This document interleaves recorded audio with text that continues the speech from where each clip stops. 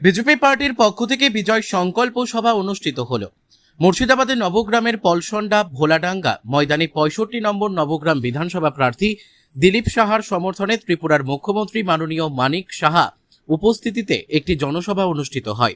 এই সভায় ত্রিপুরার মুখ্যমন্ত্রী মানিক সাহা বলেন যে ক্রিকেটশ্বরী মায়ের মন্দির সংস্কার করছে না তৃণমূল সরকার, পাশাপাশি সন্ত্রাসবাদীদের একটি লিস্ট তৈরি হয়ে গেছে। এখন শুধু ডাবল ইঞ্জিনের সরকার এলেই সমস্ত গুন্ডা ও সন্ত্রাসবাদীদের দমন করা হবে। এই জনসভায় উপস্থিত ছিলেন ত্রিপুরার মুখ্যমন্ত্রী মাননীয় মানিক সাহা, জমিপুর সাংগঠনিক জেলার বিজেপি সভাপতি সুবল ঘোষ, জঙ্গিপুর সাংগঠনিক জেলার মুখপাত্র স্বরূপ মণ্ডল, বিদায়ী বিধায়ক, বিজেপির বলিষ্ঠ নেতা কানাই চন্দ্র মণ্ডল, প্রত্যেকটা মণ্ডলের মণ্ডল সভাপতি সহ বিজেপির বলিষ্ঠ নেতৃত্ব ও কর্মী সমর্থকেরা। মুর্শিদাবাদের নবগ্রাম থেকে জয়ন্ত রায়ের রিপোর্ট, বিগ নিউজ বাংলা।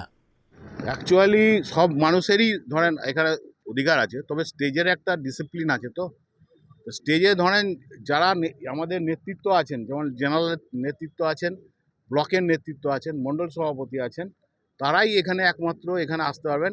কারণ ত্রিপুরার মুখ্যমন্ত্রী যিনি এসেছেন, একটা রাজ্যের সিএম, তার তো একটা নিরাপত্তার একটা জরুরি আছে না। তার যে গার্ড আছে, এসপিজি আছে, তারা সেটাকে প্রোটোকলের মধ্যে তার নামটা ছিল না বলেই হয়তো করেছেন। তবুও আমি তাকে রিকোয়েস্ট করব যে ভুল বুঝার কিছু নেই, সবকা সাথ সবকা বিকাশ। আর আমাদের প্রতিটা মানুষই আমাদের এগিয়ে এসছেন। আজকে এখানে মানে সংখ্যালঘু আমাদের পশ্চিমবঙ্গে বলছে, সংখ্যালঘু বলেন, জনজাতি বলেন, এবং সকল স্তরের মানুষ আমরা আজকে আমাদের এই ভারতীয় জনতা পার্টি সামিল হয়েছে। এবং আপনারা দেখছেন দীর্ঘদিন ধরে যে আজকে তারাও কিন্তু আজকে এই ভারতীয় জনতা পার্টিতে তারা আজকে জয়েন করছেন। অতএব আমাদেরকে এখনও পর্যন্ত হয়তো সরাসরি না আসলেও বহুত মানে যারা সংখ্যালঘু মানুষ আছেন তারা আমাদেরকে পরোক্ষভাবে সাপোর্ট করছেন। আগামী দিনে দেখবেন যে যখনই সরকার উল্টে যাবে, যখনই সরবে, তখনই দেখবেন সব চলে এসছে। অ্যাকচুয়ালি তারা ভীতি আছে, কারণ তারা জানে যে যে কোনো সময় আমার বাড়িতে তারা অ্যাটাক হতে পারে। তো সেই হিসাবে মানুষ এখনও পর্যন্ত সেই ভীতিটা এখনও কাটেনি। ভীতিটা আশা করছি আমরা কাল পরশুর মধ্যে কাটিয়ে দিতে পারবো। ঠিক আছে।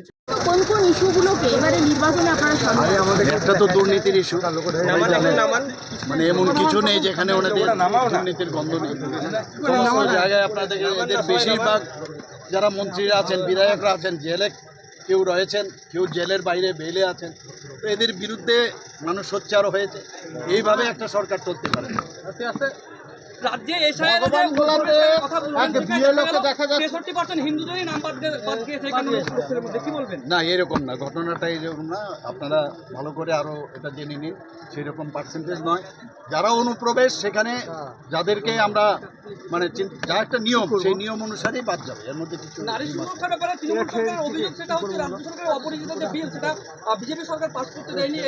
না, ও মিথ্যে কথা বলছে। এগুলো আপনারা সবাই জানেন। এখানে ডিসকাশনের জন্য বারবার বলছিল, ডিসকাশন করতেই দেন না, খালি হইচই করছেন।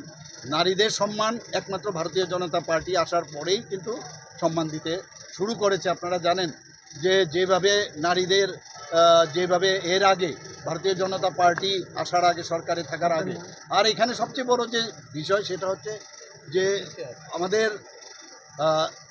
ডাবল ইঞ্জিনের সরকার, দিস ইজ ভেরি ইম্পর্টেন্ট। আমাদের